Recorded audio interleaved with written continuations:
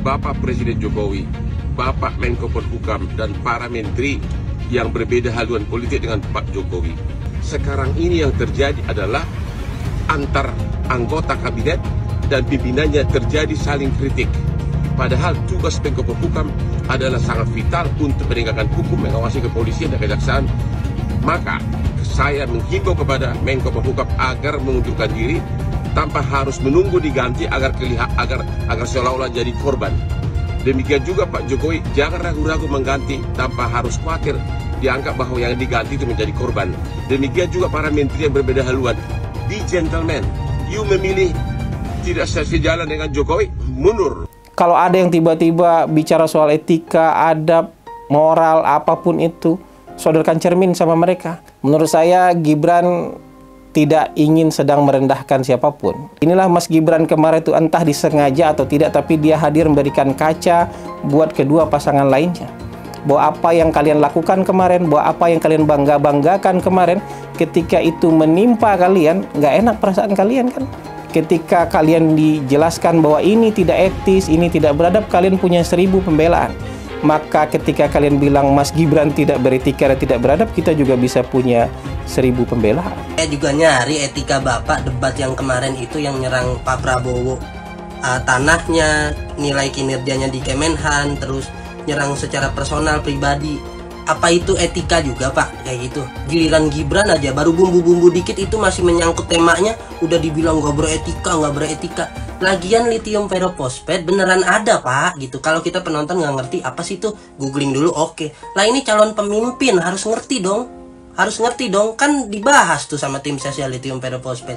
Tapi udah mulai pinter nih si wakil 01 ini, dia belajar sama si Sengkuni nih untuk muter kata-kata. Dia nggak bisa jawab tapi dia bilang ini bukan tebak-tebakan definisi, ini debat standar kebijakan, padahal nggak bisa jawab tuh si lithium peroxide itu apa. Nah, udah mulai pinter nih mainin kata-kata ke si Sengkuni nih. Udah gitu, greenflation lagi. Greenflation yang ditanyain ke 03. Pak, greenflation beneran ada kok. Bapak bilang pertanyaan receh. Kalau pertanyaan receh, Bapak langsung jawab gitu loh Pak. Jangan dibilang pertanyaan receh balik ke moderator. Jangan ngambek Pak. Kalau nggak ngerti jangan ngambek. Beneran ada greenflation. Kita sebagai penonton awam, Google ada bener Pak. Sesuai temanya greenflation tuh ada. Jadi maaf kalau pertanyaannya itu menyengsesarakan Bapak 03 tuh. Maaf banget tuh Pak pertanyaannya. Nah, makanya Prabowo Gibran tuh cocok. Kenapa? Prabowo senior ya kan, udah berumur, jadi seniornya udah dapet. Nah, Gibran anak muda, tahu solusi-solusi zaman now, tahu teknologi zaman now, tahu permasalahan zaman now. Cocok dipadukan nih. Jadi ternyata yang dianggap tidak beretika itu adalah ketika Mas Gibran itu begini-begini karena dia sebenarnya ingin mengekspresikan jawabannya itu belum ketemu Prof. Mas Gibran itu berkali-kali, lebih dari sekali ketika habis menjawab Caimin gitu misalnya ya. Dia berkali-kali begini dan juga mengucapkan mohon maaf ya kalau sampai ada kata-kata yang misalkan nggak berkenan. Pertanyaannya yang masuk akal, jangan seperti orang bodoh. Gibran bodoh dan menganggap saya juga bodoh, dikiranya bisa dikerjain kayak gitu kan. Jadi Mas Gibran itu dilatih agar gini-gini biar mempermalukan saya gitu. Dari apa? Padahal yang dilihatkan Mas Gibran tuh nada isinya, sehingga saya katakan ini pertanyaan receh. Itu kan secara akademis untuk anak SD kelas 3. Maka saya katakan tidak layak dijawab untuk sebuah forum terhormat. Betul. Maunya mempermalukan kan, sepermalukan balik pelatih. Betul. Saya sudah berdiskusi dengan ratusan orang pandai, selalu memuaskan. Tapi yang paling sulit itu berdiskusi dengan orang bodoh.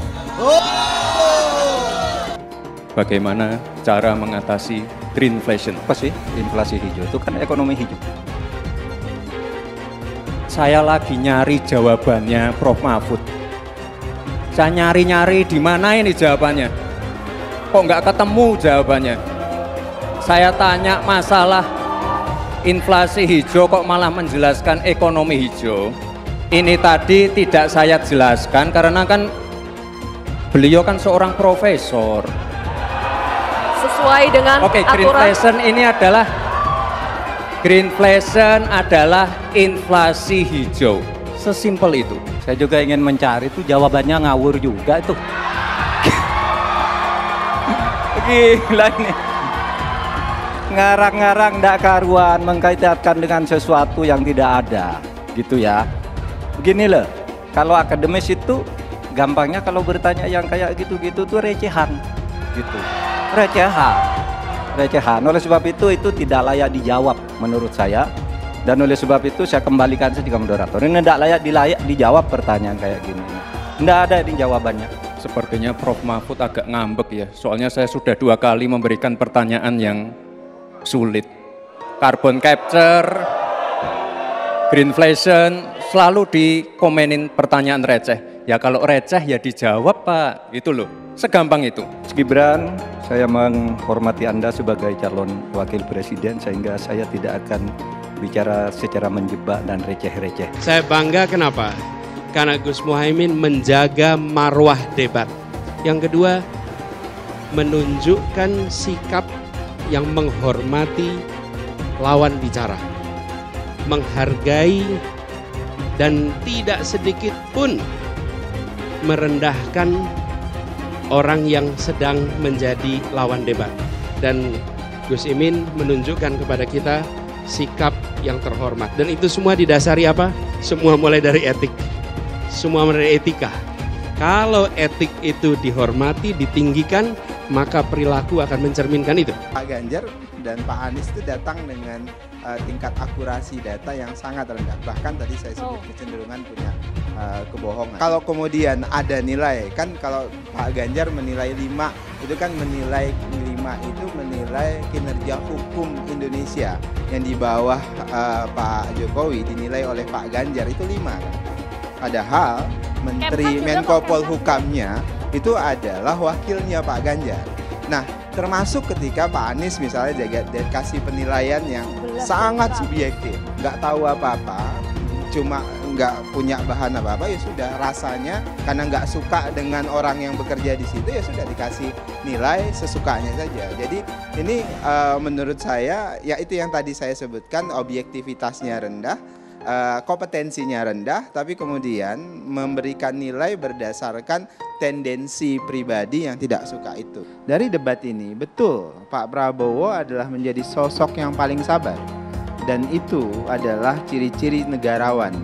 Dan ketika diserang kanan kiri, beliau tetap sabar, mempertahankan apa yang tidak perlu beliau sampaikan untuk keutuhan bangsa. Keren dong, satu-satunya perempuan di Republik ini jadi presiden loh. Wah, memang kuasa tuh enak kok. Udah, tapi kan ibu udah suruh berhenti ya berhenti. Itu aja. Lupa daratan. Nanti sebarkan ini semua dengan baik.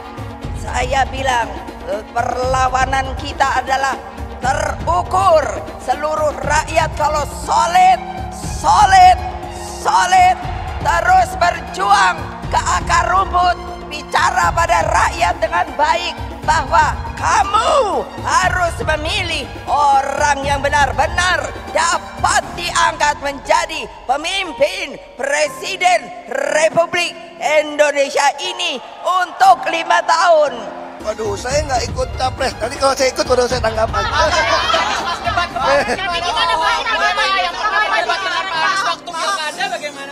Saya nggak ikut campur soal debat berdebat. Kalau saya ikut baru kamu tanya. Yang pasti PDI Perjuangan dari Ibu Mega membuktikan konsistensi. 51 tahun konsisten berpegang pada ideologi, membantu yang miskin dan membutuhkan keadilan.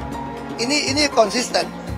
Itu partai yang bisa kita percaya karena dia konsisten. Saya adalah petugas partai.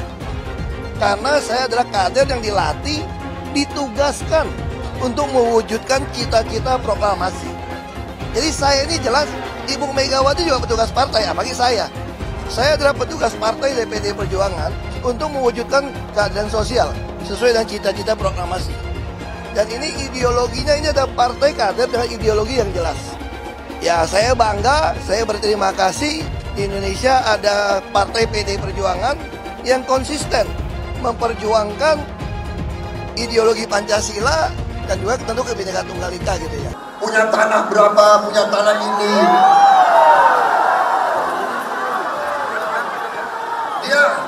Dia pinter atau goblok sih?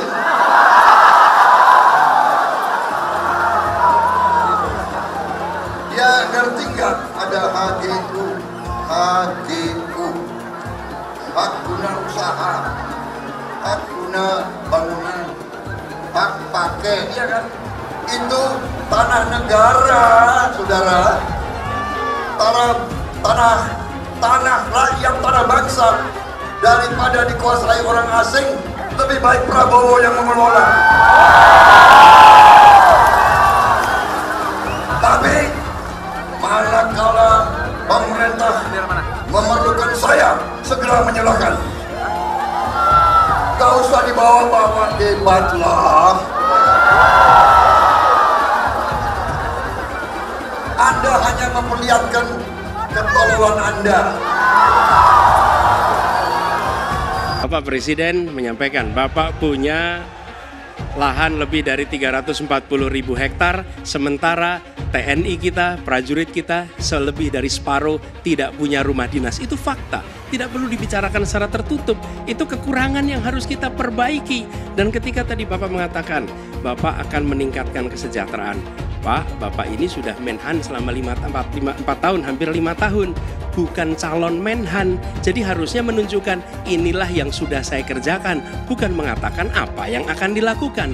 Nah, saya menyampaikan bila saya ditugasi maka kenaikan gaji dilakukan tiap tahun, maka perumahan prajurit TNI dipastikan dibangun sehingga mereka tidak perlu ngekos, tidak perlu mereka sewa, dan mereka bisa tenang. Mereka diminta mempertahankan setiap jengkal, tapi kita tidak memberikan tempat tinggal bagi mereka berdinas. Itu tidak benar, itu harus dikoreksi.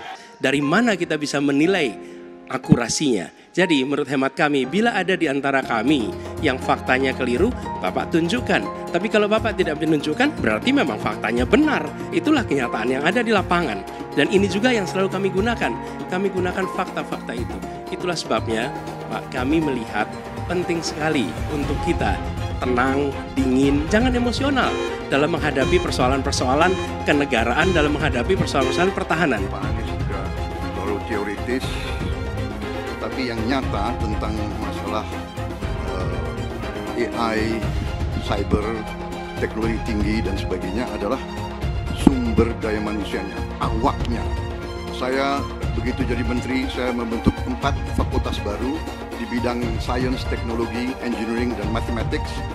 Kita menyiapkan putra-putri kita terbaik untuk menguasai teknologi. Kalau tadi disebut ada yang teoritis, ada yang kedua tidak dilaksanakan. Jadi selama 5 tahun ini, apa yang dikerjakan dalam mempertahankan sistem cyber kita? Mohon tenang. Justru di situ letak problemnya.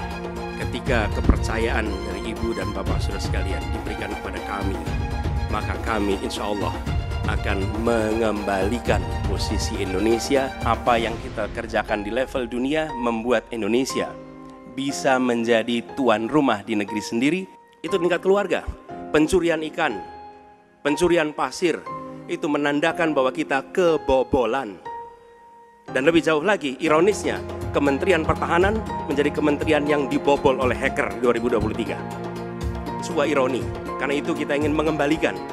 Dan 700 triliun anggaran Kementerian Pertahanan tidak bisa mempertahankan itu, justru digunakan untuk membeli alat-alat alutsista yang bekas. Di saat tentara kita lebih dari separuh tidak memiliki rumah dinas. Sementara menterinya punya, menurut Pak Jokowi, punya lebih dari 340 hektar tanah di Republik ini. Ini harus diubah. Tambah lagi, food estate singkong yang menguntungkan kroni, merusak lingkungan, dan tidak menghasilkan. Ini harus diubah. Kami akan memulai dengan kepemimpinan yang menjunjung tinggi etika, kepemimpinan yang mengandalkan data, informasi, kapasitas yang serius. Kita ingin Republik ini berperan di level global, dijaga secara serius untuk rumah tangga, untuk nasional, sehingga kewibawaan kita adalah kewibawaan berdasarkan kekuatan. Untuk itu kita butuh perubahan. Dari si penegakan hukumnya dulu. Maka kalau saya mulai dari sini, maka yang mesti dilakukan adalah pemiskinan. Yang kedua, perampasan aset. Maka segera kita bereskan undang-undang perampasan aset, dan untuk pejabat yang korupsi bawa ke Nusa Kambangan agar bisa punya efek jera bahwa ini tidak main-main. Tidak ada lagi jual beli jabatan. Yang kedua, jangan biarkan mereka store pada pemimpinnya. Kalau ini terjadi, kerunyaman itu akan muncul dan pemimpin tidak boleh ragu untuk memutuskan itu. Menko Polhukam itu sudah ada lebih dari 15. Tapi saudara, di dalam sejarah kan tidak pernah ada Menko Polhukam melakukan tindakan hukum. Karena alasannya saya kan hanya koordinator. Kalau saya sikat semua. Koruptor, mafia, penjahat, saya ikut turun tangan. Dan itu kalau saya ada di posisi baru yang lebih luas kewenangannya, itu nanti akan lebih banyak yang saya lakukan untuk itu. Republik ini penuh dengan pengorbanan, tahu tidak? Mengapa sekarang kalian yang baru berkuasa itu mau bertindak seperti waktu zaman Orde Baru?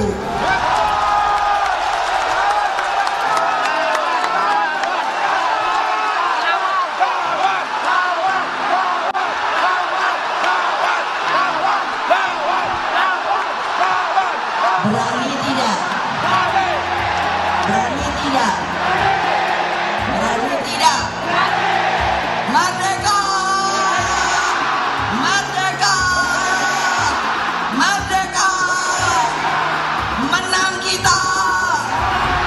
Ganjar Mahfud! Satu putaran! Takut apa tidak? Takut apa tidak? Takut apa tidak? Yes, begitu dong.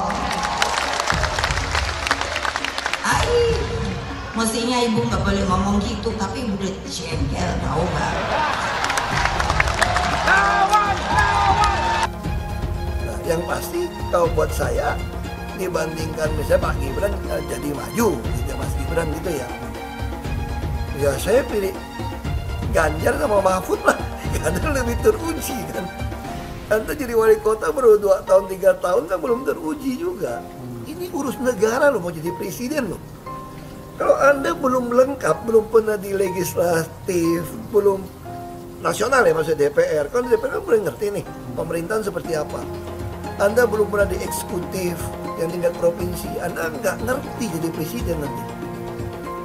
Ini bukan soal belajar-belajar coba-coba loh. Ini negara dipertaruhkan untuk 2045. Kita kan mau mencapai 100 tahun ini mau jadi apa? Kalau coba-coba, ini negara sebentar lagi 300 juta penduduk kita. Mana boleh kita kasih orang coba-coba. Saya tidak meremehkan anak muda ya. Anak muda bisa lebih kreatif gitu ya. Tapi bicara tata negara, harus mengerti konstitusi.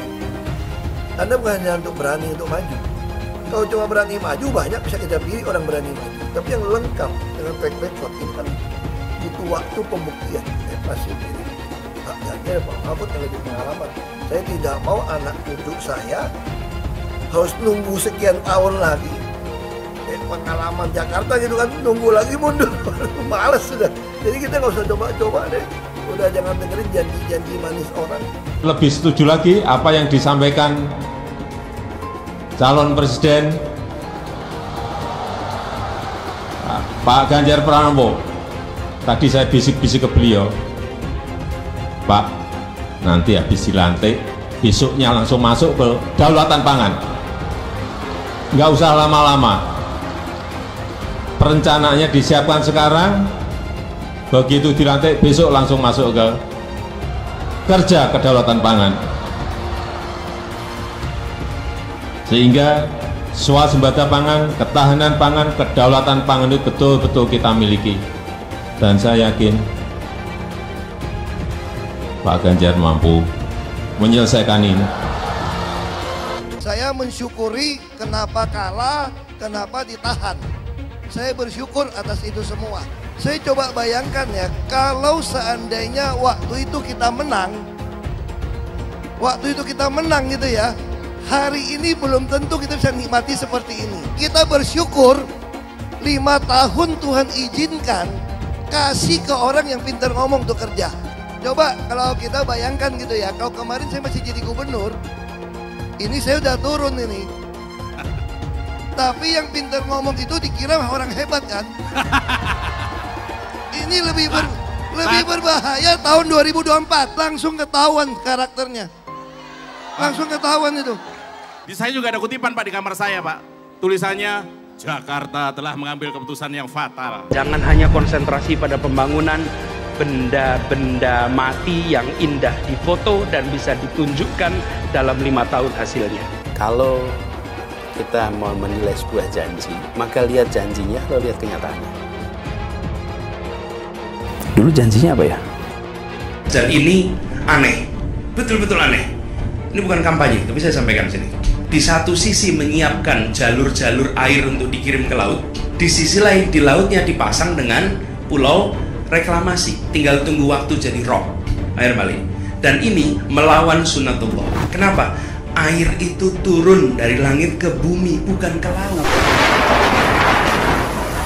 Harusnya dimasukkan ke dalam bumi, masukkan tanah. Di seluruh dunia air jatuh itu dimasukkan ke tanah. Bukan dialirkan pakai gorong-gorong raksasa ke laut. Jakarta telah mengambil keputusan yang fatal. Bukan banjir, itu memang parkir air. Bukan banjir, itu memang parkir air. Masyarakat berkeliling dengan membawa toa untuk memberitahu semuanya, termasuk sirine. Aibon 82 miliar. Apa alat transportasi yang dimiliki oleh hampir setiap orang? Alat transportasi yang dimiliki semua orang adalah kaki. Kalau seandainya orang Jakarta percaya Pak Anies jadi gubernur pun, saya berani jamin kok dia akan lakukan normalisasi yang sama seperti saya lakukan kok. Gak usah bohong lah. Ketika air sampai di muara, maka siap untuk dipompa ke laut. Pancasila Soekarno, ketuhanan ada di pantai. Anak Tuhan dari mana? Kalau Yesus anak Tuhan, bidangnya siapa? Besok di seluruh wilayah Indonesia kami katakan damai. Iblis hanya menggoda orang yang beriman. Makanya jarang-jarang orang kafir kerasukan setan. Yang kerasukan setan itu orang baik-baik. Jarang, saya belum pernah nengok Cina kerasukan setan. Pernahkah Ahok itu kerasukan setan? Enggak, setannya juga. Karena sesama setan dilarang saling menggoda. Karena di salib itu ada jin kafir. Karena di salib itu ada jin kafir. Karena di salib itu ada jin kafir. Haleluya. Kepalanya ke kiri apa ke kanan? Kepalanya ke kiri apa ke kanan? Tetap percaya salib itu lambang mulia, bukan jin. Kok ketawa? Aku nggak nyindir siapa-siapa loh. Anies merupakan antitesis daripada Pak Jokowi. Antitesis artinya bertolak belakang dengan Jokowi. Anies sudah menyatakan tidak akan melanjutkan semua program dari Pak Jokowi. Jadi semua pembangunan yang dilakukan oleh Pak Jokowi akan dihentikan oleh Anies jika Anies menjadi presiden. Lagi pula Anies didukung oleh khilafah dan pendukung Anies adalah ormas seperti FPI dan HTI. Apa kita mau FPI dan HTI kembali di Indonesia jika Anies memimpin? Anies juga dikenal sebagai bapak politik identitas yang menghalalkan segala cara untuk menggapai kekuasaannya, termasuk menggunakan politik identitas berbasis agama. Lihatlah di kasus Ahok waktu itu. Kita sudah bisa melihat hasil kerja Anies selama 5 tahun di Jakarta. Tidak ada satupun janji yang dipenuhi dan tidak ada kinerja yang bisa dibanggakan. Dari DP 0%, OKOC, kelebihan bayar, Formula E, banjir, sumber resapan, jalan rusak, dan gonta-ganti nama jalan. Lihatlah rekam jejak Anies selama 5 tahun. Bayangkan Indonesia ke depan jika dipimpin oleh Anies. Dan bayangkan jika Anies menang. HTI dan FPI, ormas khilafah yang dibubarkan itu akan dikembalikan oleh Anies. Apakah kita mau Pancasila diganti jadi khilafah? Perkataan Ahok sudah terbukti dan Jakarta sudah menjadi korban. Jangan biarkan Indonesia menjadi korban kibulan Anies Baswedan. Umat minoritas, terutama kaum Tionghoa, tidak akan memilih Anies Baswedan. Prof. Mahfud sukses menyekak Gibran sebagai receh. Ya, sebagai receh. Gaya tengil Gibran yang menyerang Prof. Mahfud sebagai gagal menjawab pertanyaannya, padahal sudah dijawab oleh Prof. Mahfud sesuai pertanyaan, aksi itu mendapatkan balasan dengan tidak dilayaninya kengototan Gibran itu.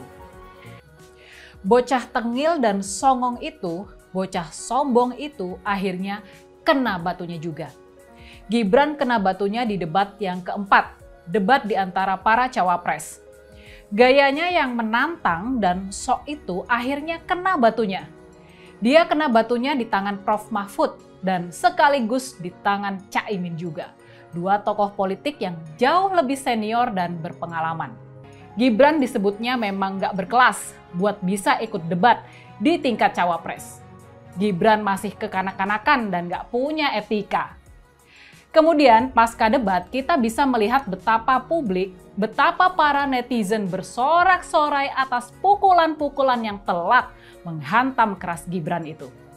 Prof. Mahfud gak kalah gertak dan Gibran pun harus ciut ketika Prof. Mahfud tidak bersedia meladeninya karena sikap Gibran yang memang receh itu. Sama sekali gak berkelas. Memang Gibran ini belum level buat ikut debat cawapres dan beradu wawasan. Dan Caimin pun gak kalah galak terhadap Gibran yang semula demikian angkuh dan menantang. Ini tentunya kabar buruk buat kubu Eyang Prabowo.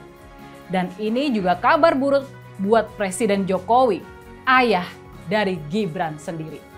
Ini benar-benar kabar buruk buat mereka. Gibran dan songong jadi trending topik di X dengan ratusan ribu kicauan yang umumnya menghujat dan mencemooh penampilan Gibran di debat yang keempat itu.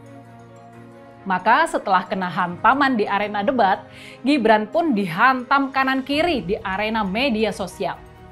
Praktis, penampilan Gibran di Minggu malam itu membuat kubu paslon nomor 2 harus rela menerima 2 kekalahan berturut-turut di ajang debat capres dan cawapres. Dan yang lucu nih, yang kemudian terasa lucu adalah tanggapan para netizen di media sosial seperti X terhadap penampilan Prof. Mahfud, Cak Muhaimin, dan Gibran dalam debat yang keempat tersebut. Di sini jelas tampak bahwa Gibran ini sama sekali nggak paham. Dia belum bisa membedakan antara distribusi dan sertifikasi. Sebagaimana kemudian jawaban Gibran dikoreksi oleh Prof. Mahfud dan juga oleh Caimin, distribusi lahan tentu saja sangat berbeda dengan sertifikasi lahan. Yang lucu dalam penampilan Gibran di debat yang keempat ini, dia ini sebetulnya sering tidak bisa menjawab pertanyaan yang diajukan. Sehingga terasa sekali kalau dia ini sebetulnya melantur. Sewaktu ditanya soal kebijakan redistribusi lahan misalnya, Gibran malah menjawab soal program sertifikasi yang dilakukan oleh pemerintahan bapaknya.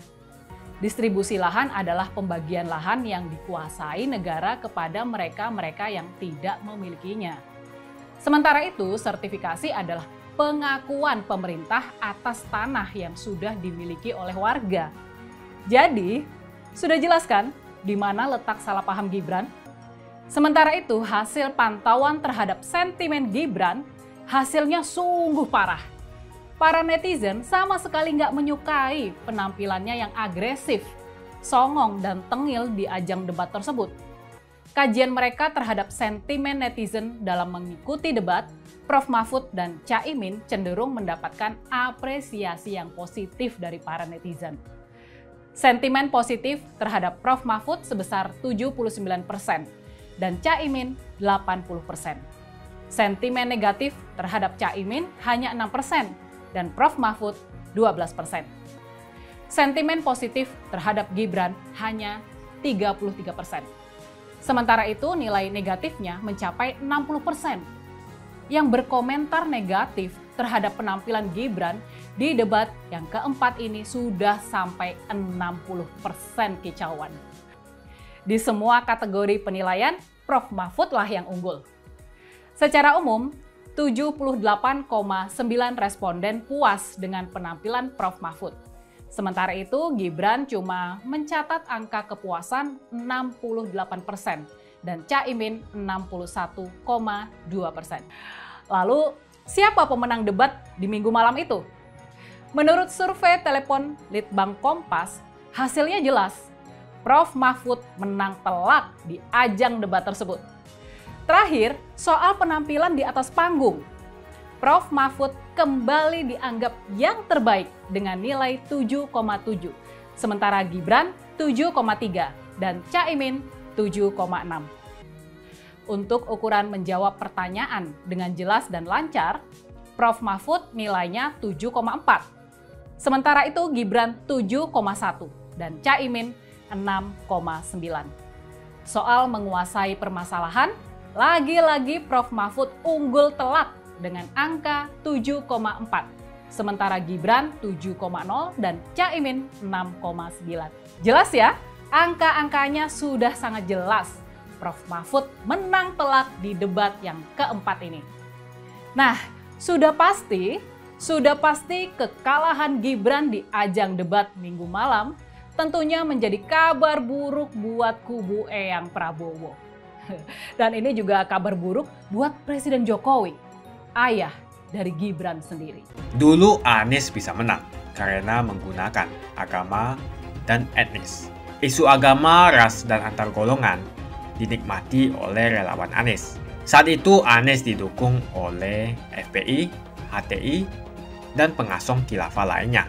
Pada akhirnya Ahok harus kalah, namun kekalahan dia adalah kekalahan yang membuka mata rakyat Indonesia bahwa masih ada orang-orang yang menang dengan cara menggunakan politisasi agama atau politik identitas berbasis agama. Ternyata banyak sekali orang yang dengan mudah terhasut lewat jalan-jalan seperti itu. Relawan Anies terutama dari FPI, HTI, PA212 seperti Bahar Smith dan Rizik Syihab selalu menghujat Cina, etnis Cina. Tapi saat ini negara Cina sudah menjadi nomor 1 di dunia. Saya bangga sebagai Cina. Etnis Tionghoa dicap sebagai pemberontak, sedangkan etnis Arab dianggap sebagai Tuhan atau tuan dari pribumi. Etnis Arab dipuja-puja dan dianggap sebagai dewa. Lihat saja Rizik Syihab dan Bahar Smith dipuja-puja, padahal mereka mengujar kebencian. Pengasong khilafah seperti Rizik Syihab, Bahar Smith, dan teman-teman, mereka hanya buat gaduh di Indonesia. Sedangkan negara yang mereka sanjung-sanjung itu, Arab Yaman, masih belum maju dan masih terbelakang. Saya percaya Indonesia dengan mayoritas pribumi juga akan menjadi negara maju. Seharusnya Arab Yaman belajar dari negeri Cina. Seperti kata kitab suci, belajarlah sampai ke negeri Cina. Anies dan juga pendukung Anies seperti Rizik Syihab, Bahar Smith, dan kelompok-kelompok HTI dan FPI harus belajar ke negeri Cina supaya tidak lagi melakukan kelebihan bayar. Yang jelas saya memilih pribumi, bukan yang dari Yaman. Ganjar jelas pribumi, nasionalis, dan pasti akan melanjutkan visi dan misi dari Pak Jokowi. Suara Ahok merepresentasi warga minoritas, dan etnis Tionghoa mendukung Ganjar Pranowo. Ahok pasti akan mendukung Ganjar, karena Ahok anti radikalisme. Ahok yang jelas tidak akan mendukung Anies Baswedan, karena Anies Baswedan didukung oleh kelompok khilafah, HTI, dan FPI, ormas terlarang itu. Anies merupakan antitesis daripada Pak Jokowi, dan diragukan kenasionalisannya, apalagi pribumiannya. Antitesis artinya bertolak belakang dengan Jokowi. Anies sudah menyatakan tidak akan melanjutkan semua program dari Pak Jokowi. Jadi semua pembangunan yang dilakukan oleh Pak Jokowi akan dihentikan oleh Anies jika Anies menjadi presiden. Lagi pula Anies didukung oleh khilafah, dan pendukung Anies adalah ormas seperti FPI dan HTI. Apa kita mau FPI dan HTI kembali di Indonesia jika Anies memimpin? Anies juga dikenal sebagai bapak politik identitas yang menghalalkan segala cara untuk menggapai kekuasaannya, termasuk menggunakan politik identitas berbasis agama. Lihatlah di kasus Ahok waktu itu. Kita sudah bisa melihat hasil kerja Anies selama 5 tahun di Jakarta. Tidak ada satupun janji yang dipenuhi dan tidak ada kinerja yang bisa dibanggakan. Dari DP 0%, OKOC, kelebihan bayar, Formula E, banjir, sumber resapan, jalan rusak, dan gonta-ganti nama jalan. Lihatlah rekam jejak Anies selama 5 tahun. Bayangkan Indonesia ke depan jika dipimpin oleh Anies. Dan bayangkan jika Anies menang. HTI dan FPI, ormas khilafah yang dibubarkan itu akan dikembalikan oleh Anies. Apakah kita mau Pancasila diganti menjadi khilafah? Bagian Indonesia Timur yang mayoritas non-muslim seperti Bali tidak akan setuju dengan khilafah atau sistem khilafah. Mungkin Indonesia akan bubar jika Anies menjadi presiden. Perkataan Ahok sudah terbukti dan Jakarta sudah menjadi korban. Jangan biarkan Indonesia menjadi korban kibulan Anies Baswedan. Umat minoritas, terutama kaum Tionghoa, tidak akan memilih Anies Baswedan. Saya yakin karma Ahok mengejar Anies Baswedan. Dulu Anies memainkan politik identitas kepada Ahok. Sekarang Anies dipertanyakan kepribumiannya karena dia teriaman. Itu saja opini saya hari ini. Tuliskan opini kalian tentang Anies Baswedan. Jika kalian setuju dengan pendapat saya di video ini, pastikan kalian menekan like di video ini dan bagikan video ini ke teman dan family Anda supaya mereka semua mengetahui tentang informasi ini.